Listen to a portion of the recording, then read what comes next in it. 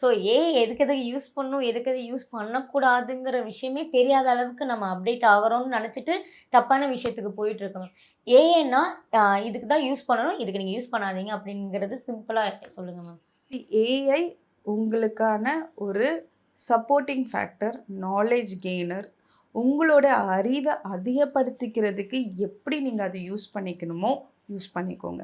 உங்களுடைய டேலண்ட்ஸ், உங்களுடைய ஸ்கில்ஸு, உங்களுடைய ப்ரொஃபஷனல் வைஸ், உங்களுடைய கெரியர், உங்களுடைய வேலை வாய்ப்புகளுக்கு, உங்களுடைய திறமைகள வளர்க்குறதுக்கு, உங்கள நீங்க பெட்டர் பண்ணிக்கிறதுக்கு நீங்க ஏஐ யூஸ் பண்ணிக்கோங்க.